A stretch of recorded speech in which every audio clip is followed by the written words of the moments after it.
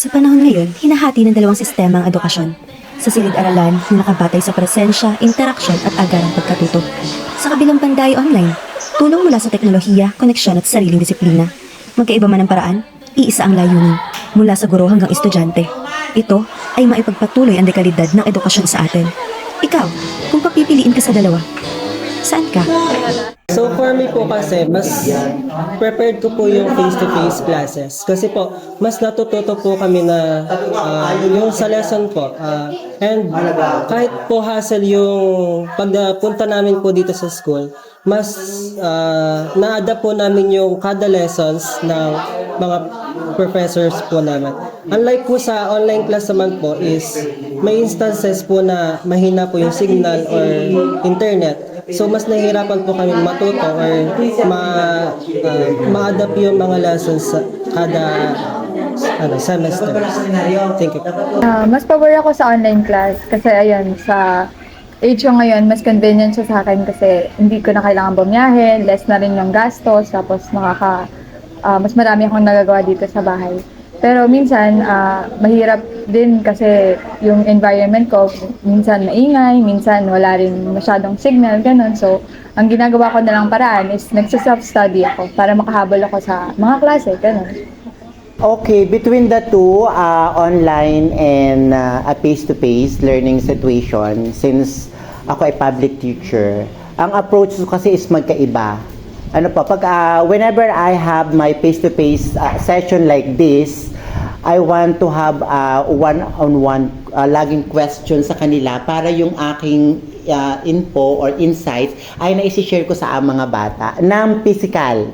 Mas maganda kasi yung meron kaming connection ng face-to-face. Mas ramdam mo na natututo yung bata kasi nakukuha nila yung idea na gusto kong ipamulat sa kanila. At actually, minsan ako ay natututo rin sa kanila. Hindi lang ako yung nagbibigay ng learning sa kanila. At the same time, doon sa mga sagot na binibigay nila sa akin is may nakukuha akong idea. At yun yung pinalalawak ko para mas ma-broaden, mas mapalaki ko, at mas ma-enhance namin yung learning situation inside the classroom.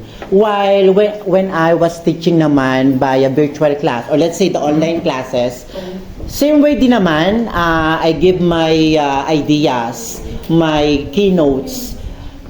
Kaya lang, parang may kulang. For me personally, hindi ko ma-express ng maayos yung sarili ko to teach them. Ang gusto ko kasi talaga yung kita ko sila. Lalo na kapag online, they were just simply using their cameras. I don't know kung habang nagkaklase ako is talagang nakapokus sila sa session ko. Pwedeng nakabukas lang yung camera nila, wala naman sila doon. Then babalik na lang sila pag mag-a-attendance ako. Quote and quote, may gumagawa talaga noon. Kasi meron akong spy camera sa kanila na ginagamit. Pero nonetheless, since ito yung aking isa sa siyempre, part ng trabaho ko as a instructor or teacher, I make sure na yung lesson o yung topic ko for that day, mabigyan ko man sila kahit introduction lang. Meron akong video lessons na supported video lessons, and then activity or assessment task.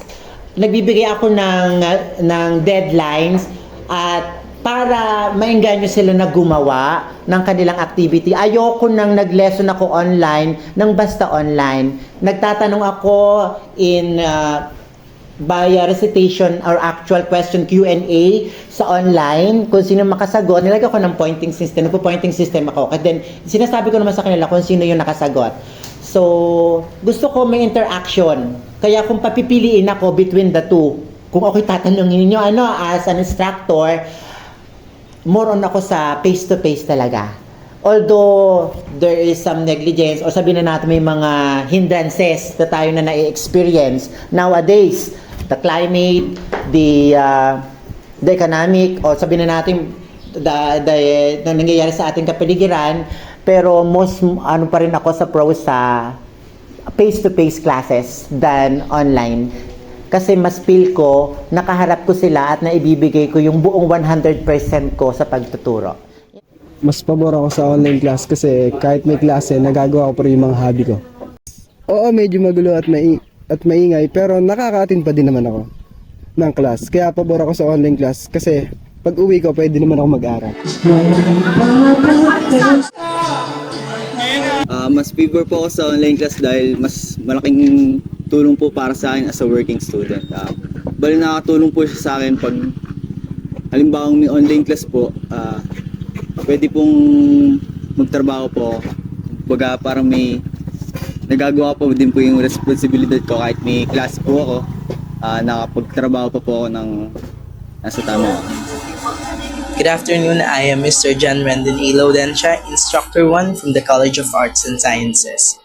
So as for your query, as for me, as we have experienced this setup at Laguna University, the hybrid learning or the flexible learning, meron siyang pros and cons for us teachers as well as for students. There is always positive and negative impact sa mga buhay natin.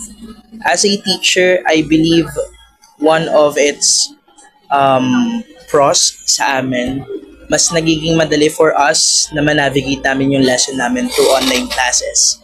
And isa din sa mga advantages namin, hindi na namin kailangan mapagod, tumayo, at maglibot sa classroom, lakasan yung boses namin because in an online class, we can teach as much as we want. So, isa po yun sa mga advantages na na-experience namin.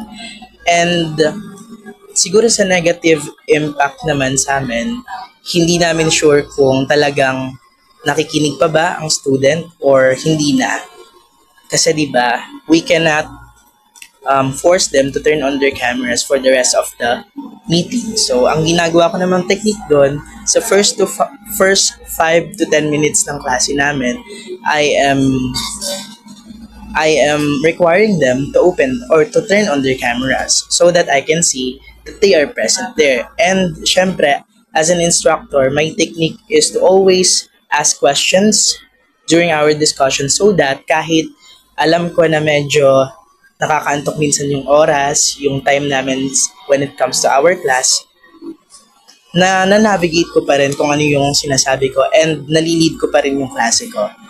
And for the students naman, I believe there is also positive and negative impact din sa mga buhay nila. Una dyan ay, sa positive impact, una dyan ay mas nagiging less yung problem nila when it comes to their finances. Since online class, pwede na mag-load ka na lang or kung may internet, mas maganda.